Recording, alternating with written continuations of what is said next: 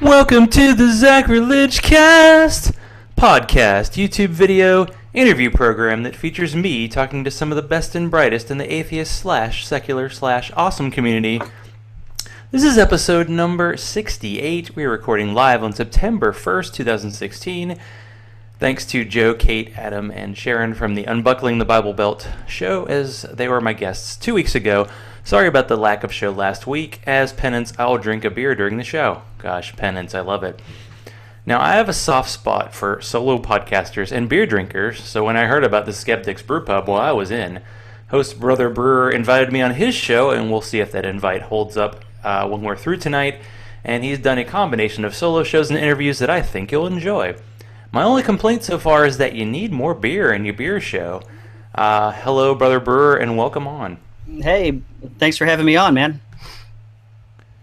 Yeah, just adjusting the sound was a little weird at the beginning. I love technology. Let's go back. Well, let's since we are, actually drinking here. I got, as I showed you before, the Cigar City Maduro, a nice brown ale, and a beer in the can I actually like. Very nice. And then I have another beer for later. We'll show. So what do you got on your end there? Well, on tap here for me and for anybody that actually is able to join me in the studio, I have the Brother Brewer Skeptic Brewpub Raspberry Wheat Ale that just came out of the fermenters not too long ago, and it's so far so good. It's been a pretty good beer. Nice. That's a skill. Maybe it's another one I'll have to get going here. Well, hey, it will definitely save you a lot in your drinking budget, so you can spend more on your podcasting. There you go.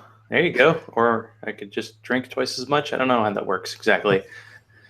So you are located in Arkansas, correct? Yes. I call it Walmart Mecca because Bentonville, Arkansas, which is the home office for Walmart, is basically in my backyard.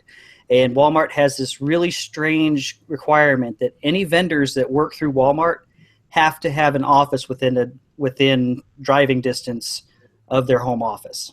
So anything that you buy in Walmart, they have an office over in Bentonville. So it's a requirement, just like going to Mecca. Wow, that's quite a company town there. Yeah, it pretty much. They were going to say when they had the Arkansas quarter that they were going to have Sam Walton's picture on the front and a spread chicken for Tyson on the back. Now, is this where you grew up as well? I actually grew up a little bit east of here in a nice little racist hick town called Harrison, which I think you may have heard of a couple of times. They've had the nice little billboards talking about white pride and things like that. Of course. Gotta have pride. Yeah. If you got to be proud of something, So what was, we'll get into your show shortly, but we got to talk about, this is all about you. It's all about feelings. So what kind of, can you talk about your personal religious background? Well, I grew up as a version of Pentecostalism that was called Full Gospel. And that started when my dad married my stepmom.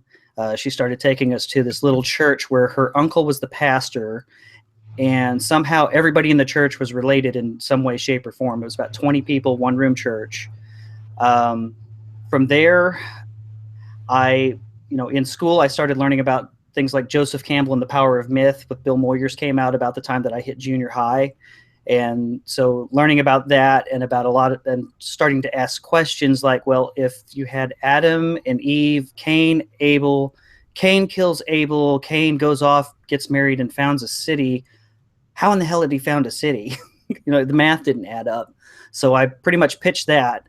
I got into New Age spirituality a little bit of later I got into Wicca and other kinds of pagan religions, jumped from there to kind of agnostic for a while, went to the Episcopal Church for a bit, and then started working with Gnosticism, which is another really funky kind of religion, and then eventually just got to the point where, they all pretty much say the same thing, and it's either that God as we know it is so far removed from everything it doesn't matter, or God just doesn't exist. And the one that made most sense was God doesn't exist. So after that, I was like, well, I guess I'm an atheist.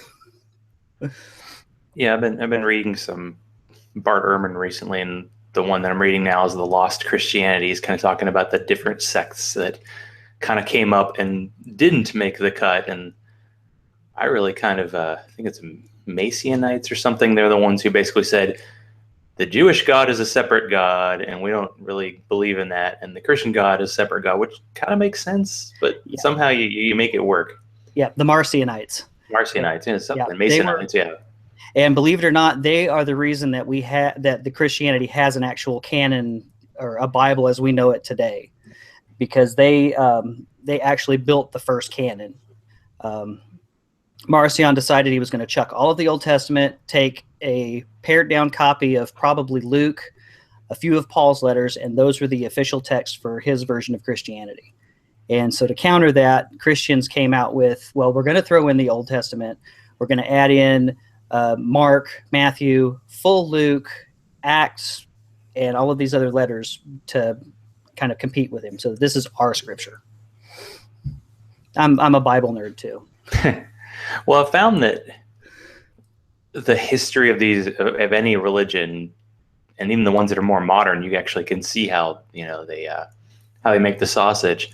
That seems to be more interesting than the actual kind of fables they want people to follow, like the stories, the real people behind it. And some of the stories we have, and some we don't. Mm-hmm. But we do it obviously because the Bible is such important work that we have so much, and have been discovering, it seems like all the time, new books or new writings that just kind of help illuminate the whole thing. Now let's talk about your show. So kind of give an elevator pitch for somebody, like, what your show is all about. Well, I like to say that Skeptic's Brewpub is a place where we're going to sit down, have a few drinks, have an intelligent conversation, but no serious conversation, of course, can start without a 2-drink minimum. That that you have to have that social lubricant ahead of time. But mostly, I just want to sit, have a few beers, and talk like you would in a pub, and just talk about different subjects and kind of dig into things a little bit, and maybe learn something that you didn't know beforehand. That's kind of the impetus behind it.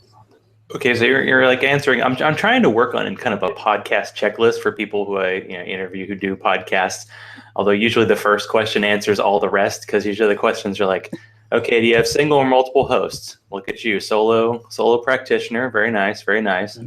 Located in Arkansas. Got started. So when did this show begin? It started probably about back in May. I did a couple of episodes. One of them was just kind of more of a rant than anything else, because I had just finished up a debate with somebody about whether or not atheists could have morality and where morality came from. Then I brought on my brother-in-law, who I called the dude from Uncle. And we talked about, we kind of lampooned the news a little bit, kind of like Scathing Atheists and Cogdis, but that didn't quite feel like the right niche. And then I started sitting and interviewing people, and then that seemed like that was more of where I wanted to go with it, kind of, in a sense, was to talk about, things that interest me, but not necessarily stuff that you hear on other podcasts. Like I had Robert Price on, of course, but I also had another person on just this past Monday to talk about the history of Pentecostalism. And just kind of whatever topics kind of float my boat. Just want to sit and talk with somebody who knows about it, and maybe try to learn something that I didn't know and share that with other people.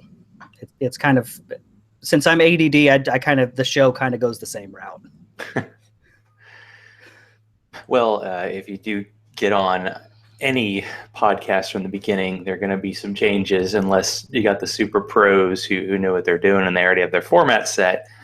So it's kind of good to go, all right, I'm going to go on this ride and give you a shot. And I did enjoy the Pentecostal episode, but we're going to talk about kind of individual episodes in detail in a little bit. So the final question I usually ask, of course, is the drinking question. I think we've answered the drinking question. Do you drink while recording it? And the answer is yes.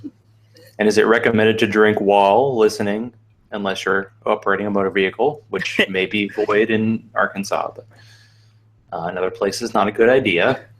So I think it's a yes and a yes. It is definitely a yes. Therefore, Mike and a show. Yes, because like I said, I think that alcohol in one way works as a social lubricant. And one or two drinks, it relaxes you. So you're going to say things, and you're not your little filters that people have normally that when they try to talk about something that they're passionate about, but they don't want to offend the other person.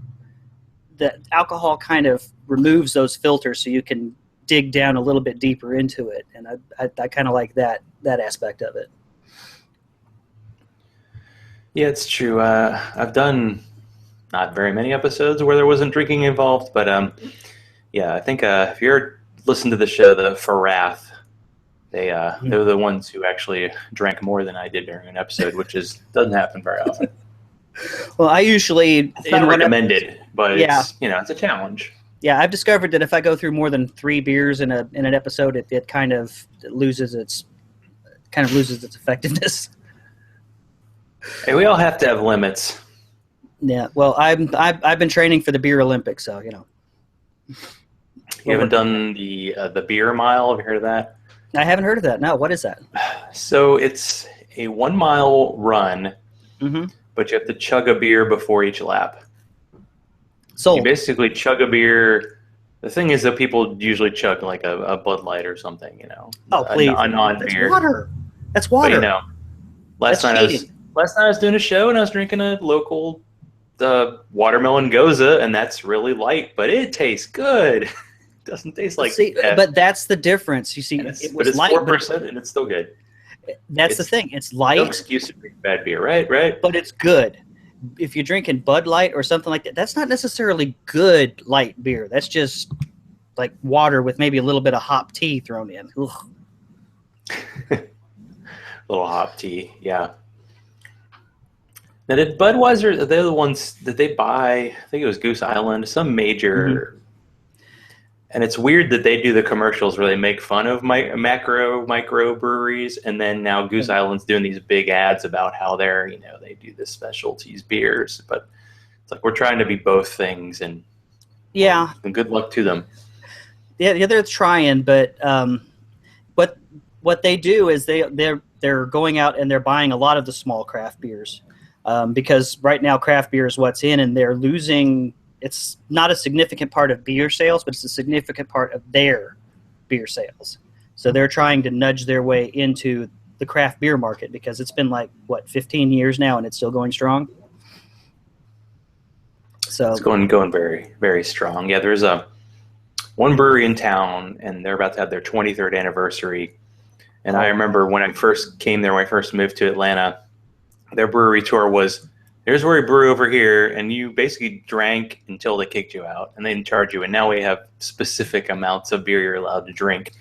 Arkansas has better beer law. Any state but Mississippi has better beer laws than Georgia. I don't know about that. Georgia, you cannot buy beer at the brewery. You have to do a tour, and they give you free beer.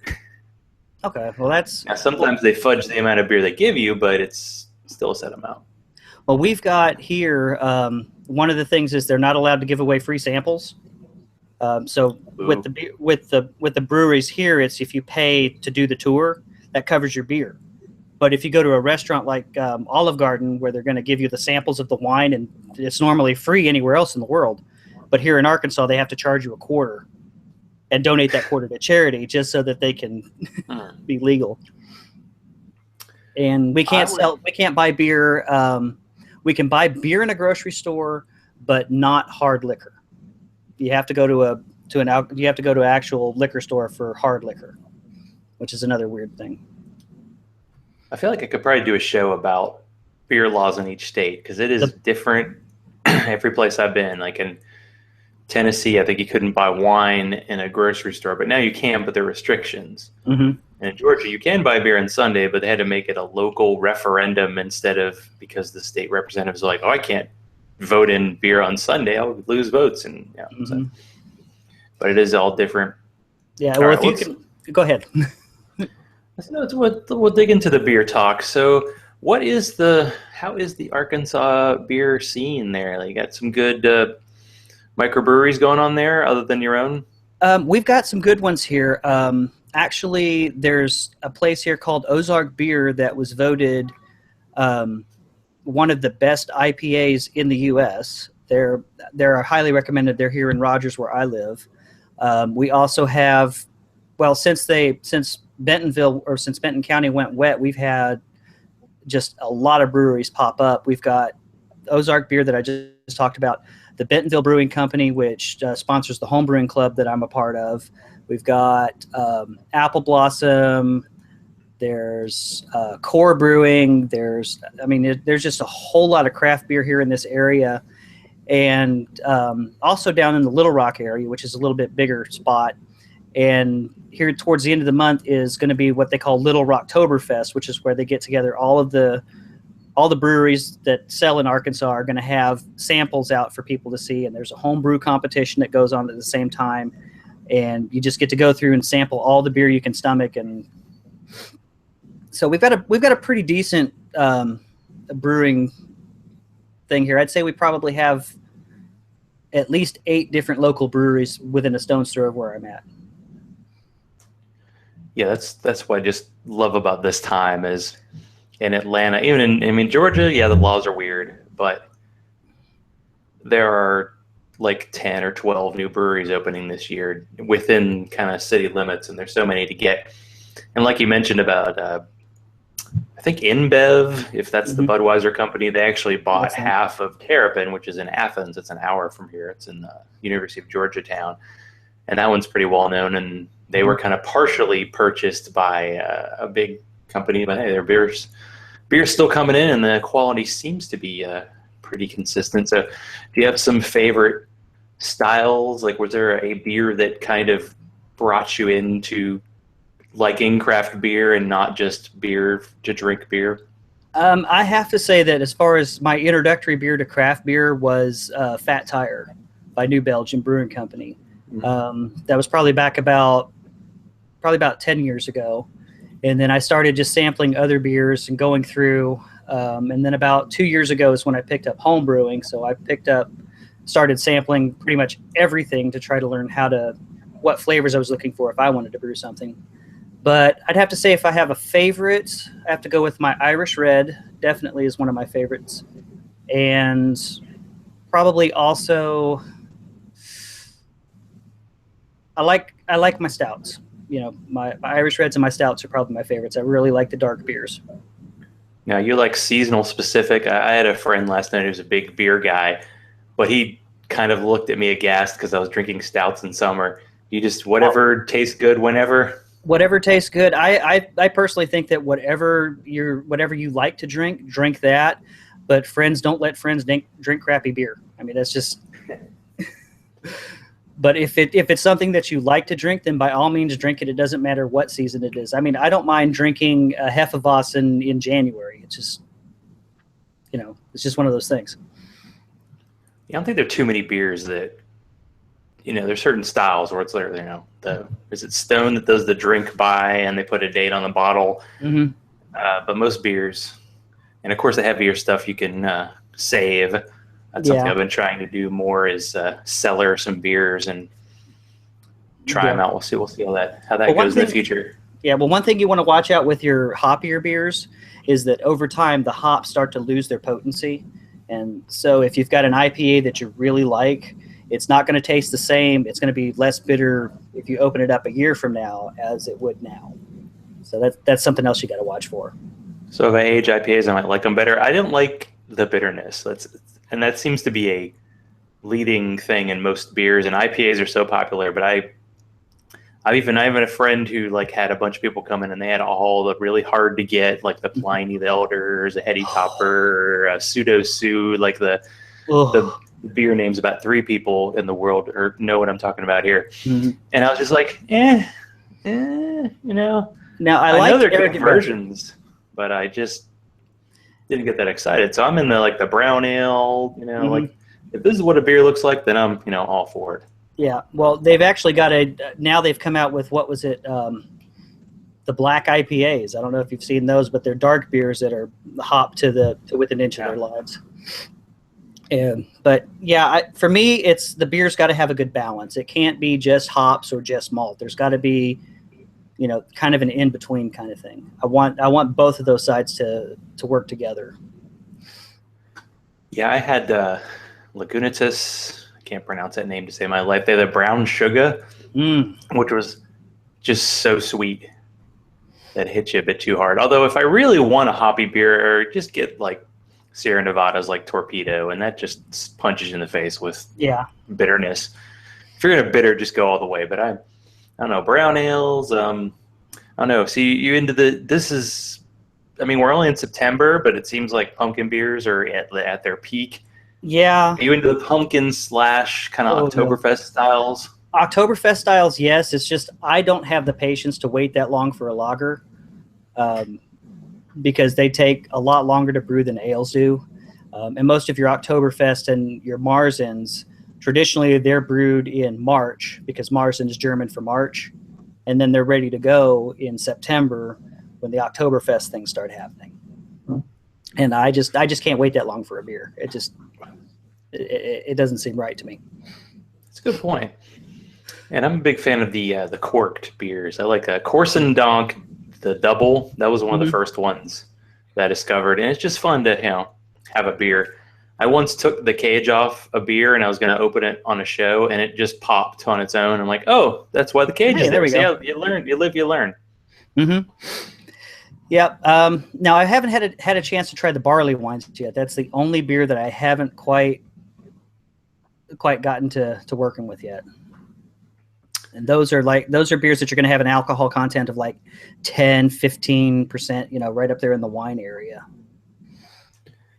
Yeah, there's a local brewer called Wild Heaven, ironically enough. And they're one of my favorite ones. And their barley wine is one I didn't really like. And I don't know if it was just like it was a combination of wine and beer that just didn't quite work for me. But I have one left. And I would gladly, I've actually shipped beer to a friend, but this brewer is notorious for having like their beers kind of blow up. So I sent beers to a friend of mine, and the Wild Heaven one blew up. Bottle bombs. And that's I don't know what the deal is with the carbonation. It's got to be a tough thing to do. So it can be. So what do you think is tougher, learning how to brew beers or learning how to be a podcaster? I would say, honestly, being a podcaster is probably harder, because once you get your method down, it may take you 3 or 4 batches. You're pretty well good, and the rest of it is just improving. With podcasting, it seems like it's a little bit more of you learn more, and you're never really at that same point as you can get when you're brewing, I guess. Because I could make a decent beer on my first batch, but podcast, no. I don't know. It seems I don't know. There's some shows I've listened to, and it's like their first few episodes are hard to listen to, like audio quality, and the host is figuring out. But I don't know. I kind of enjoyed it from the start, because I listened to like your first few shows and then the last few, so I could at least get a feel. Because you're about was the last one 15 or 14? 14. That was the one with my friend Laney, the Pentecostals. And that's a good one. The Pentecostals. Yeah, they're an interesting group for sure. And I think I've actually have a lined up for October. I'm going to have a Facebook friend of mine was having a debate with I guess it was a cousin of his that's a Pentecostal evangelist. And so I'm going to have him on my show as kind of a follow-up to that history to find out what they believe now, and probably also do a little bit of digging into why their stuff just doesn't make any sense. Well, I don't know. It always seems like the religions that survive, the ones that can only do one of two things. They either fit in with the existing culture, or they create their own and kind of impose their own culture. And Pentecostal, I don't know. That's relatively new. Was it created in the U.S.? Was that right? Because in the show, I listened to most of it, but I didn't get all the history. Yeah. It started in the U.S. A little bit of it was around the Kansas area, but the Azusa Street Revival, which started in L.A. in 1906, was when the Pentecostal movement really kicked off. So when you hear those songs, "Give Me That Old Time Religion," they ain't talking about that. Well, that was an interesting story. So this was like a 4-year revival. How did that all work? It's just, well, think if you think about it, if go to any megachurch and if you watch them, a lot of the things that you see that Pentecostals do regularly as far as getting people amped up, that's what these movements were doing. And again, it's the turn of the century, so it's a time when people are looking at it's the end of the world is just around the corner. Plus, you throw in the ecstasy that you get from the speaking in tongues and jumping up and down, shouting, screaming, the endorphins, and it's like a high. It's like going to a rock concert every night. So I think that was probably a big part of the appeal to make that last for that long. Yeah, people didn't have that many entertainment options back then, so I could see it's like a community builder, and yeah, you get to wall dance. So in your history at the church, no wall dancing? No, there wasn't any wall dancing. There was a lot of the screaming and shouting, and like I said in the show that I just had with Lainey, there would be one lady. It was usually my stepmom's aunt would suddenly just bust out in speaking in tongues, and the whole church would shut up. I mean, everything got quiet. Maybe you'd hear a "Yes, Lord," "Yes, Jesus," and she would just rattle off something in gibberish, and then she would stop and she would start speaking again in "Yea, I say unto thee, my people," and it was always something that was chewing the church out for something. It was never anything positive. It was, "You're not walking in my ways and you need to get right with me because I'm coming soon," and yada, yada, yada. And never, "Hey, you guys are doing a great job. Keep up the good work." It was just always browbeating. So it's like an early version of like Twitter or Facebook, because it does seem like the negativity gets way more traction than anything. It's like, hey, this cool thing's happening. It seemed like that. Although right after that, you'd have your testimonial part of the service, which if you've ever attended a Pentecostal service, you've got your opening prayer, which is everybody basically saying something. You've got their regular song service, which may be interrupted with someone speaking in tongues once in a while. Then you have testimonials where people stand up and say, "Well, I just love the Lord because he's been so good to me because my car broke down, and then all of a sudden someone came down and helped me fix it, and that was Jesus working, and I know it." And then you jump over from that to special songs where one or two people may do a certain old gospel song. Then the preacher will get up and preach anywhere from 15 minutes to sometimes 3 hours of screaming and hollering at you about, Jesus is coming soon. You got to make sure you're ready. And this whole time, just pulling on the heartstrings. It's a very emotional experience, and you get addicted to the adrenaline, if nothing else. I mean, because you're just constantly on the edge of your seat the whole time. Now, this whole Jesus is coming soon. I mean, this has been like a movie the trailer's been going on for 2,000 years. It's kind of like Doom. Has it been really consistent throughout the life of church, or is it something that kind of happened at the beginning and then it's happened? It seems like these new religions that kind of popped up in like the 19th century and 20th century, and a lot of them American, have this promise that like this is it, like, oh, we're all modern and that's bad and the world's about to end. But how can they keep selling this promise that hasn't come true? I guess all it has to do is come true once, right? Well, I think part of it is because within ourselves as people, we're always looking for that reset button. I mean, because think about it, if you could go back and hit reset and touch up some of the bad things in your life, you would do it. And it's people that are, I don't know, because it's like that every 100 years that we go through another revival of this kind where people think that it's the end of the world coming, whether it's the Christian idea of the rapture, which came out in I think it was the 1840s, or you've got, now even with secular people, you've got the singularity where people are going to become one with machines, and it's all based on that same kind of an end time thing where we just want to hit the reset button and start over. So I think that's why it's been prevalent, and it's been that way since the beginning of time. It's just that Christianity as the dominant religion, they're the one that we're the most familiar with. Yeah, maybe was it the Seventh-day Adventists who were the ones that kind of like they had a date? Yes, it was like in the 1840s or something, and then they would like the Herald camping, like, wait a second, no, this is the spiritual death, and this is the real death, and it kept getting delayed. And it started with the Millerites. Keep And that, selling something that you never have to produce. and that's something, actually, this whole idea that you hear of the rapture, where I don't know if you've seen like the who is it, the chick tracks where they talk about everybody just disappearing and nothing left but their clothes or whatever kind of thing, where all the true believers are going to get called up in the blink of an eye, and then kind of like how you see in Left Behind. That Right, yeah. That's where that started, was with the Millerites in the 1840s. Before that, the Christianity did not have any idea of a rapture of that kind. So that's even a new concept. That's only maybe 150 years old. It did sound like that in the Bible. It's like no man can know the date, but then people were trying to do calculations. Yep. And I don't even know what math they're doing based on old books that we don't know the originals are from and all that.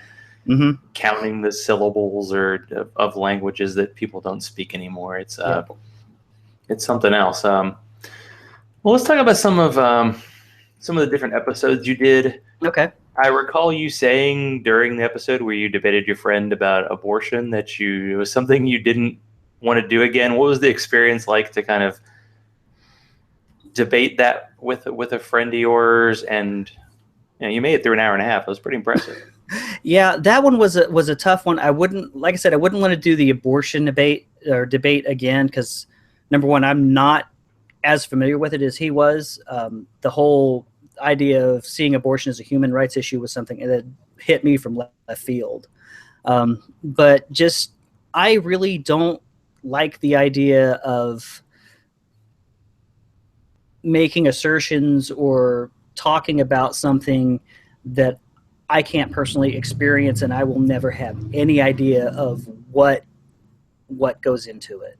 I mean, the idea of abortion and pregnancy, as a male, unless they come out with, they're talking about having uterus transplants into men, but until that happens, I'm never going to know what it's like to carry a child. So I don't want to talk to somebody about that and give my opinions when everything that I know is just speculation and hearsay, if that makes any sense.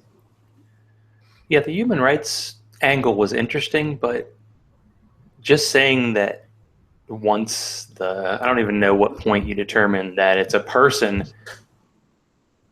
He was talking about giving that person rights. Well, it sounds like you have a choice between the mom and the baby. Who gets more? Somebody has to be primary, and I would assume it's the adult who would get that. But it seems like if you're giving a fetus rights, then you're taking rights away from a woman. And that part, I'm like, you can try the human rights thing, but you're at best giving it to one person to take it away from somebody else. At least that's there was that, and then the other flaw that later on afterwards I thought of was that, well, we want to give kids or the fetus full rights, but we turn around and you go to states like Iowa where with the faith healing exemptions for kids that their parents want to pray away their diabetes. Where's the kids' rights in that? The kids' right to life there. It's if you're going to have one, you got to have the other. You can't say that I have parental rights to do whatever I want with my kid once they're born, but I don't have any rights before they're born. And sometimes we do get in the echo chamber where everybody kind of agrees. So it's good to hear from somebody who disagrees, because I have a Twitter friend, and she was basically roofied, and a guy raped her, and she got pregnant, and she gave birth, and now she is very anti-abortion because she had this really horrible thing happen to her, and she had a kid, and it turned out great. But it's the assumption that everybody else is going to have the same experience as you. Exactly. But at the same time, when I hear about the pro-life movement, it's always they're against abortion, but they're also against like birth control, and they're also against any kind of sex education. But the friend of mine is like, I have never heard of anybody who's that way. I'm just against abortion. I am pro birth control and all that. And it's like, yeah, but Just that's turn not on the news. That's not the way it's. And also a Ted Cruz Rubio follower, and those two clearly are all the way. Yeah, like some kind of weird idealized version of what sexual relations should be. But I'm just glad that you did it. I mean, I'm sure it was painful in a way to do, but you had to like put yourself out there and just give it a go and be honest and go, hey, I don't know, I'm going to learn more. And that's the point. That's what I hope we can do with these podcasts, is not be like, well, I know everything. Is like, yep, I don't know about that. Let me go check it out and follow up. So you think there won't be a version 2 of that show? Probably, if not that particular show. Josh, I only know him through Facebook, even though he's local to here. I may have him on to talk about some other things, but I don't think I'm going to touch the abortion topic again. But yeah, I'll probably, because he's one of those people that he's almost like, I don't know if you're familiar with Blake Junta, been on Dogma Debate a few times. Yeah, he's kind of like that, where he's a good critical thinker in most areas, but you just hit that one nerve of religion and it just shuts off. Yeah, it's true. That does happen.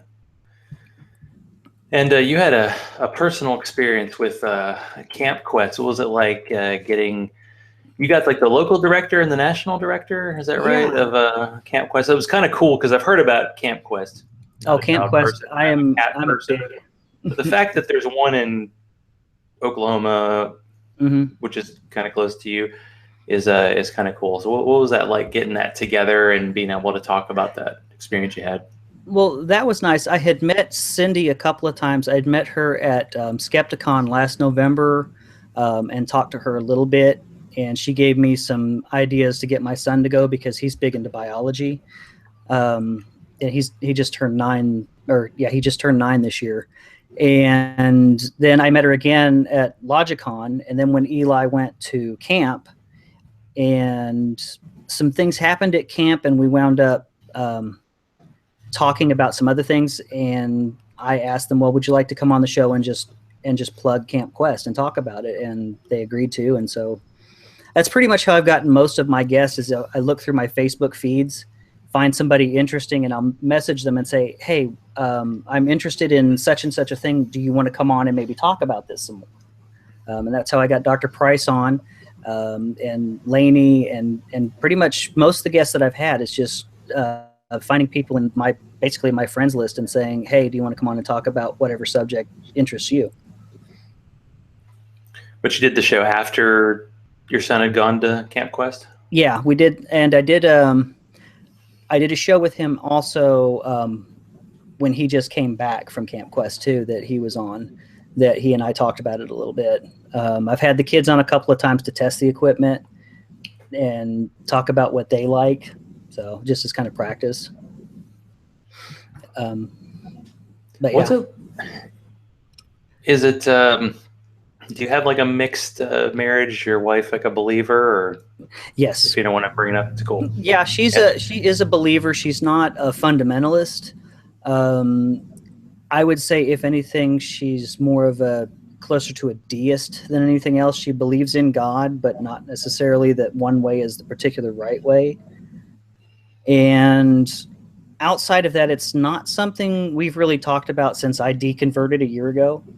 And we've been married for 16 years. But our standing agreement is that we don't talk about it around the kids, because she doesn't want it to be pitting one against the other. So, but otherwise, we pretty much get along. We just don't talk about the God aspect, which is fine with me. Now, is it challenging to kind of raise kids as free thinkers, and is there any issue with, being in Arkansas and other families, that kind of stuff? There kind of is. One thing that's both good and bad is that my daughter she's allergic to everything on the planet, or at least half of it. And so I can't go and take her to see her grandparents that are Pentecostal, because they have animals that are going to set off her allergies, and it might put her in the hospital. So they don't get exposed to that so much. And we don't really go to church, but we do. I know that they kind of get exposed to it a little bit, but at the same time, I will sit with them and ask them, well, what do you think about that? And that kind of helps keep them thinking about it, instead of just saying, well, it's this way or it's that way. Yeah, I heard about the allergies. Like, how freaking stressful is that figuring all that out? I mean, Oh wow. because kids, there's a lot more allergies than I recall when I was growing up. But you sound like one of the most extreme cases I've ever heard. Yeah, my daughter, not to I guess brag, but she is the most allergic kid in her pediatrician's practice, and the second most allergic child in her allergist's practice. So it does get kind of crazy because for the first 18 months that after Rory was born, we were sitting trying to figure out why she was always itchy, why she was always breaking out, getting all kinds of advice from people of what to do to stop it, which never worked.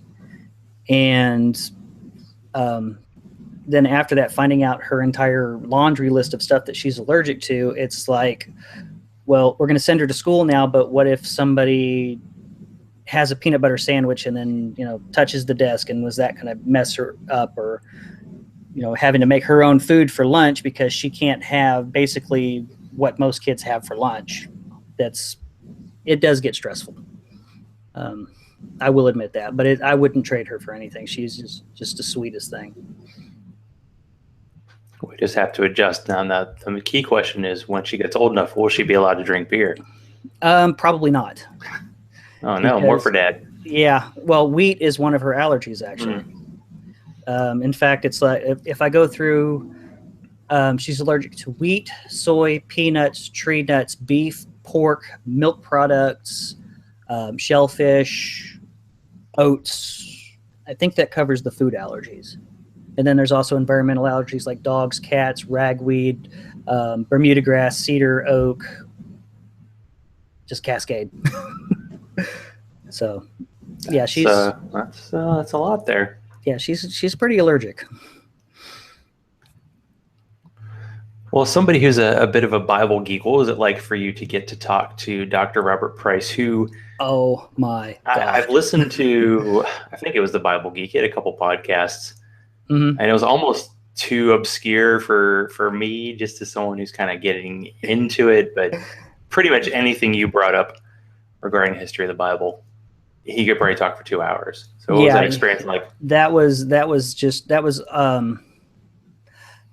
I want to say that's probably the closest to heaven that I'm ever going to get. I mean, that was just because it's a subject that I've been interested in.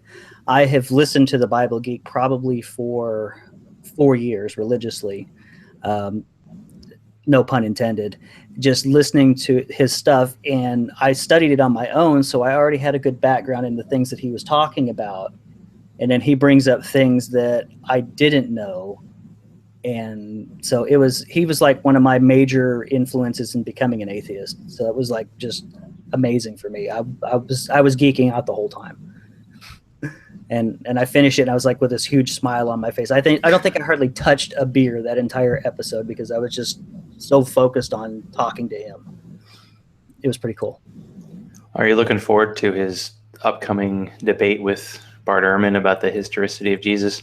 I actually am, because I was a mythicist myself even before I was an atheist, if you can believe that one. So I think it's going to be really interesting because I know Ehrman's got his own reasons why he is not a mythicist. And I would really like to hear the two of them with their encyclopedic knowledge just to lay all of the facts out and just kind of get a better idea of where the whole thing stands. So yeah, I'm very much looking forward to it. Yeah, there are times when I'm not enjoying debates when it's like a theist and an atheist, because I feel like they end up talking over each other. Mm-hmm. But these two guys have been studying this subject for years and decades, and they have so much knowledge that you're just gonna learn a lot by osmosis. I haven't actually read. I know Bart Ehrman did a book about whether he believed Jesus existed, and he did. And then there are a bunch of the mythicists. Hard to say mythicist after a beer. How about that? Yes. But that is the position that Jesus was not a historical character, and there are people like Robert Price, like Richard Carrier, or a few other. If you ever listen to the Mythicist Milwaukee show, that's kind of their angle. Mm-hmm. So that's good. Now, There was some controversy with Dr. Robert Price because he was on Dogma and Debate, and he was kind of like a pro-Trump guy. And I'll say I did not listen to the show, and I don't think I ever want to listen to the show. No, you don't. Did you listen to it, and did that did change your view of him? I listened to it, and honestly, it did not change my view of him, because I have, being someone who's followed Price for a while, I knew his political leanings before he had him on there, and I had already come to terms with it and realized that anything I read from him is going to come from that conservative slant, so I do need to take it with a grain of salt. So there was nothing in there that really surprised me. It was painful to listen and hear him talk about things and not use those same critical thinking skills that he uses with the Bible in his political leanings. But otherwise, that was pretty much what I expected from him. I mean, he is politically, he's very conservative. He was actually banned. He's also a H.P. Lovecraft scholar, and he was banned from the National Necronomicon H.P. Lovecraft conference for a speech that he gave in 2006. So there's some history there. Yeah. Yeah, it seemed that it kind of surprised people. I was intrigued just by the aspect of, somebody you've followed, and like if you know a person, then it's probably not going to surprise you. But the whole concept, with the issues that people have been having, like infighting amongst atheists, mm-hmm. the propensity people have lately to want to just throw somebody away because of one opinion they have. And it seems like you're able to at least kind of compartmentalize and go, hey, he's really good at this Bible stuff, and I want to listen to him about that. And the other stuff, okay, I'll just, mm-hmm. It'll be the teacher in Peanuts voice when that happens. Yeah, well, there's an old saying that it's a cliche now that even a broken clock is right twice a day. I mean, if you look, even some of the worst people in history, they've had ideas that were good. For instance, the Volkswagen Beetle, which is one of my favorite cars of all time, that was the brainchild of Adolf Hitler. It's why Volkswagen's called the people's car. That was his baby, but that was a good idea that he had, but he was an evil monster. So you can't discount everything from somebody just because of one or two. Just because even the most evil person in the world, they're going to have something in there that there's going to be some kind of a grain in there somewhere. You just got to ignore the other parts, I guess. Not necessarily ignore, but understand those other parts when you look at what they're presenting. It does seem like if you've lived in the world, you've had experiences, people that it's just like, okay, there's certain subjects, all right, that's off the table, or there's certain things about a person you don't like, but generally speaking, you're on their side. And it's kind of an adult concept to be able to just compartmentalize in a way and go, all right, like I think the first podcaster I listened to who was an atheist was Adam Carolla, and he become very like right wing, and his political stuff I just like in one ear out the other. But he was funny. Yeah, and I like some of the stuff, but then I eventually just like I can't get over that side of it. And with some people, you're just like, all right, there's a certain side of them I just that's not going to work with me, and that's okay. Well, look at some of the guys like now he's infamous Thunderfoot, for instance. I mean, that guy he's been pretty much blackballed. He's very misogynistic. But if you go and listen to his stuff about atheism versus Christianity, I mean, that stuff is top notch. I mean, he does have some really good stuff to say on that. It's that he can't apply that same critical thinking to other areas. And everybody has that blind spot in one place or another. Yeah, mine's probably football, so I'll go there. Mine's beer. Beer. It's not a bad blind spot to have, Mm-hmm. It's all good. So what's it like in Arkansas? Like, it sounds like you actually have some pretty good local kind of humanist atheist groups. Yeah, there are a couple here. It's not, well, this little corner of Arkansas, since Walmart's here, is a lot more liberal than a lot of other places around here. You're still going to find a very big conservative element, but we do have the NWA Humanists, which I'm a part of. There's the Northwest Arkansas Freethinkers that are based here in Rogers, Fayetteville Freethinkers down towards the college, University of Arkansas. And Occam's Razor, which is the humanist group within the University of Arkansas. Down in the Little Rock area is the Arkansas Society of Freethinkers. So there's a few groups, but being here in, as Seth Andrews calls this area, the buckle of the Bible Belt, there's not a lot of us, but there's more than we think. We could be like my previous guests and just unbuckle that sucker. Oh, I've been trying. I've been trying. Well, they exist. They're everywhere, and people want to pretend. I think it was David Barton recently said something about that there are more atheists in the cities and not in the rural areas. I'm like, well, maybe, but we're everywhere. Sorry, dude. Yeah, well, there's also a difference in education level between the cities and the rural areas. And I think that education and learning how to be a critical thinker is a very big part of becoming an atheist. So, of course, there's going to be less in the country. Hello? Well, what do you think the people who are kind of in the church and in religion don't do kind of what you did and like study the history to at least know what happened in the past, like how it formed and to kind of understand it? Well, for a lot of it, I was different growing up in the sense that I wasn't the macho jock kind of person to begin with. So I pretty much was the studious kind of person, and most of the people that I grew up with were the kids of farmers and rural folk that you didn't have time to study it, for one, and a lot of the stuff was aimed at an education level that was really not on par with what was in the area. So a big part of it, I think, is just, number one, having the time to be able to study it, and for two, just the education level itself. I mean, because my family, I was the first kid to go to college. My stepmom, I love to tell this story, that for the longest time she believed that there was a hole in the ozone because NASA was shooting rockets into space, and that was poking holes in the ozone. Sounds good. And that was in 1985.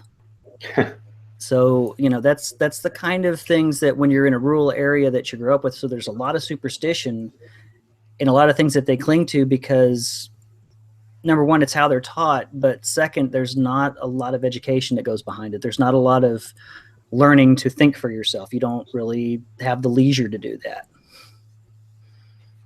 That's pretty much my take on it. Well, I'm impressed you have enough time to do a show with the kid having and such. ADD, so I'm always doing something. Well, what's next for the show? What's coming up? And do you have like some dream guests or people you'd like to have on the show, or people you just like to talk to in the atheist movement, or even outside the atheist movement? Maybe there's a brewer you'd like to talk to. There are a few folks. I'm trying to get on. I've talked with Steve Wilkes, who he and James Spencer have a show called Basic Brewing out of Fayetteville. That's a homebrew. It's a national homebrew podcast. It's based in Fayetteville that I want to have on. I actually have Seth Andrews booked to come on the show and talk on I think it's the 19th of September that I'm going to talk with him. And that's going to be really fun because he was the first podcast I found after I deconverted. He and Scathing Atheist both. So I got both ends of the spectrum on that. I would love to have folks like Bart Ehrman on to talk about not necessarily the mythicism perspective, but a lot of his book Forged was really good, and that was about in the New Testament things that were added in that scholars have figured out were added in after the fact. I'd like to have a lot more brewers on. And I'd also like to probably talk to, dream guest would probably be Richard Dawkins. And if I could get a medium that was real, I would love to talk to Chris Hitchens. That would be a good one. Yeah. Yeah. Hitch is one of my heroes. Yeah. That'd be quite a conversation. Still kind of rings through. So is there a number one, like if you had a number one draft pick beer or that you'd pick? Oh, It's one that was a very short-lived beer. It came out last summer as part of Summit Brewery's Unchanged series. It was number 19, called Make It So, which was a Star Trek themed beer. that was a ESB brewed with Earl Grey tea. And it was phenomenal. And they did it for that one summer as part of their Unchanged series. And I have been begging them ever since to bring it back into their regular line or give me the recipe, one of the two. Well, I'll throw out a couple of beer nuggets, like Ballast. I think it's Ballast Point had a homebrew series. Yes. And not only did the beers come out, and for a bomber, it's like $6, which is pretty cheap for a bomber. Mm-hmm. But they also have like the recipe online, so you can make it yourself, which I think is pretty cool. And that's like a next level. But I was just thinking, any kind of obscure, weird beer, like you mentioned Earl Grey tea in a beer. I've heard of beers that have Earl Grey tea.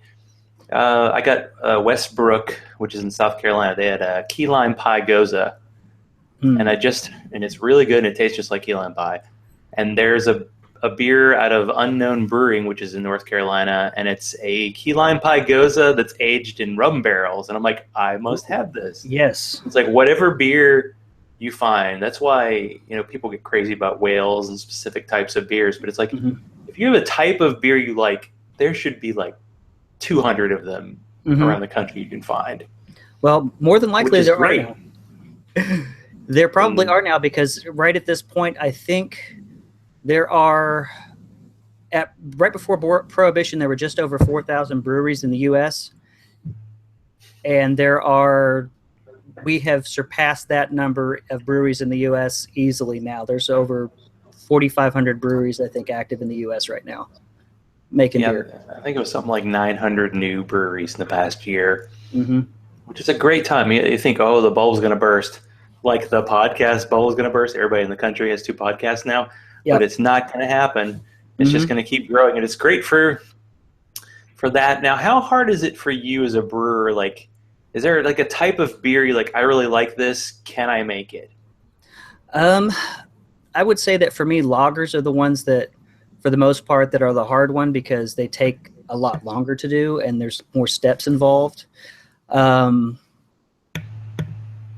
I would also say that I would love to brew a Marzen, which is one of the Oktoberfest type of beers. But again, there's so many steps involved to it that it's, with my limited equipment, it's not gonna happen until I upgrade. Well, we're at about the hour point, so it's about time to talk about equipment issues, since you did interview Bobby and Ashley from No Religion Required. Yes, that was fun. All good stuff. So before we close out, how can people find your show? How can people find you kind of online? Okay. Well, I actually find you in person, because you're going by Brother Brewer. But I mean, to get in touch with you for the show. Well, if they want to find the show, it's on Spreaker. Just look for Skeptic's Brewpub. It's also on iTunes and Google Play. You can find me facebook.com/beer and blasphemy. That's the Facebook page for Skeptic's Brewpub. I do have an email of skepticsbrewpub, all one word, @gmail.com. And there's also a phone number of 501-301-4187 if anyone wants to call and maybe leave a question or a topic that they would like to have covered, because I'm always open to suggestions. He's got a phone number. The fax number is pending. Yes. So keep up.